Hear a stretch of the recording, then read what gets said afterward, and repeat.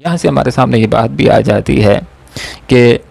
انسان کے اوپر جو مشکلات آتی ہیں، برے حالات آتے ہیں، تو اس کے اندر ایک وجہ انسان کی بدعمالیوں کی بھی ہو سکتی ہے۔ تو انبیاء نے لوگوں کے سامنے اسی بات کو ذکر کر دیا کہ تمہیں اپنے اعمال کے اوپر غور و فکر کرنا چاہیے، بجائے اس کے کہ کوئی تمہیں نصیحت کرے تو اس کو تم کوسنا شروع کر دو۔ تک تم کیا، پھر اگر تم کو نصیحت کی جائے تو تم اس کو اپنے آپ کے لیے برا خیال کرتے ہو، نامبارک سمجھنا شروع کر دیتے ہو، اور جو نصیحت کرنے والے اسی کو کوسنا شروع کر دیتے ہو اور اسی کے اوپر الزام لگانا شروع کر دیتے ہو۔ حقیقت بات یہ کہ تم قوم مسرفون، تم حد سے نکل جانے والے لوگ ہو، تم انسانیت کے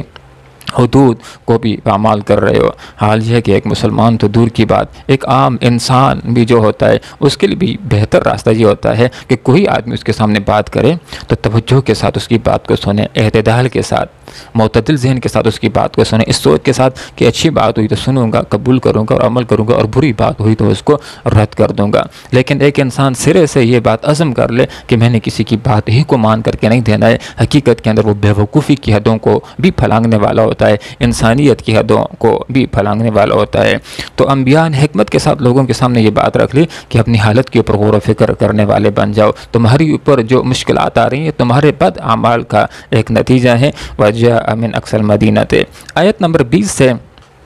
ہمارے سامنے یہ نقطہ آ رہا ہے کہ جس وقت انبیاء نے لوگوں کے سامنے اللہ کا پیغام پیش کیا، لوگوں نے نہ صرف دھمکیاں دیں بلکہ آیت نمبر 20 سے یہ بات سامنے آ رہی کہ لوگوں نے ان تینوں انبیاء کو شہید کرنے کا منصوبہ تیار کر لیا، اور اس کی خبر انطاکیہ شہر کے مضافات کے اندر بھی پہنچ جاتی ہے۔ اور مضافات کے اندر ایک آدمی ایسا بھی تھا کہ جس تک ان انبیاء کی دعوت پہنچ چکی تھی وہ مسلمان ہو چکا تھا۔ مفسرین حضرات نے اس کا نام حبیب نجار ذکر کیا ہے۔ جس وقت اس کے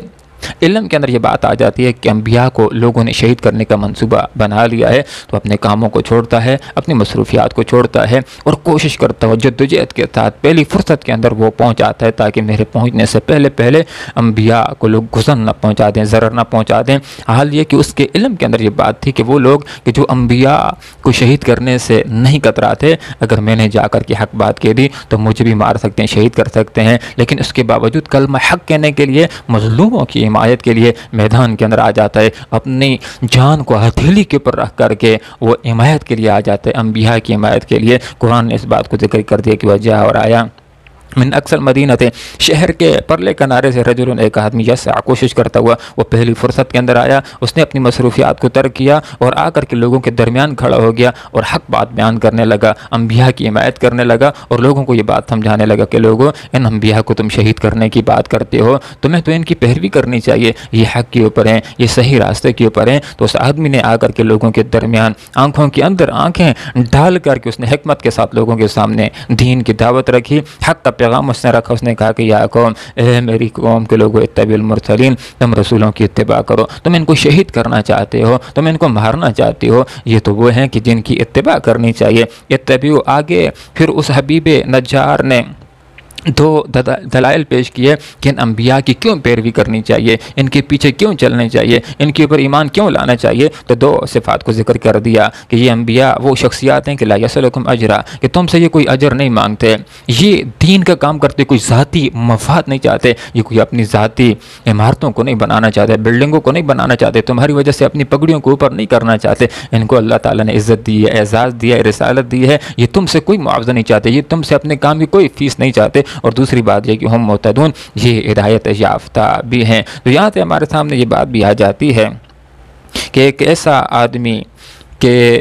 جو حق راستے کے اوپر ہو، درست راستے کے اوپر ہو، صحیح راستے کے اوپر ہو، اللہ کے پیچھے، اللہ کے رسول کے پیچھے ہمیں چلانا چاہتا ہے تو ہم اس کی پیروی کر سکتے ہیں۔ تو محترم سامعین، ان آیات بینات کے اندر سے ہمارے سامنے جو پہلا نقطہ آ جاتا ہے وہ تو ہمارے سامنے یہ آتا ہے کہ ہم جس وقت دعوت کا کام کریں گے، تبلیغ کا کام کریں گے، دین کا کام کریں گے، غلب اسلام کی جدوجہد کریں گے اور پورے اسلام کی بات کریں گے تو ہمارے راستے کے اندر ہی مشکلات آ سکتی ہیں، ہمیں بھی دھمکیاں مل سکتی ہیں، اور جیسے کہ وہ پہلی وحی جس کے اندر نبی اکرم صلی اللہ علیہ وسلم کو کام بتلایا گیا، یا ایھا المدثر قم فانذر، اے اور لپیٹ کر لیٹنے والے اٹھو اور لوگوں کو متنبہ کر دو۔ اس پہلی وحی کے آخر کے اندر یہ بات موجود ہے، وَلِرَبِّكَ فَاصْبِرْ، اپنے رب کی خاطر صبر کرنا۔ مفہوم یہ کہ جو دین کا کام کرے گا، جو حق کی بات کرے گا، جو پوری بات کرے گا، جو غلبہ اسلام کی بات کرے گا، تو اس کے راستے کے اندر مشکلات آ سکتی ہیں، تو اس نے اللہ رب العالمین ہی کی خاطر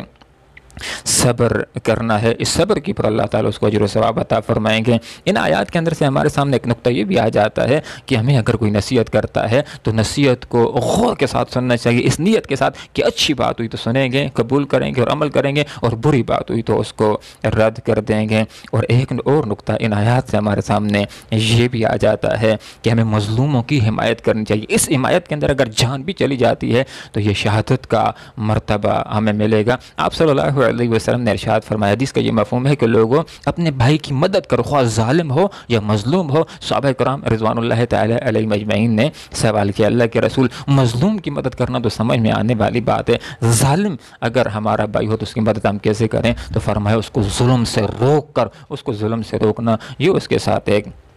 تعاون ہے، اس کے ساتھ ایک مدد ہے۔ اور ہم ہر اس بندے کی پیروی کر سکتے ہیں کہ جو ہمیں اللہ اور اس کے رسول کی پیروی کی طرف بلانے والا ہو۔ اللہ رب العالمین سے دعا کرتے ہیں کہ ان آیات کو سمجھنے کی اور ان کے اوپر عمل کرنے کی توفیق عطا فرمائے۔ یہی سلسلہ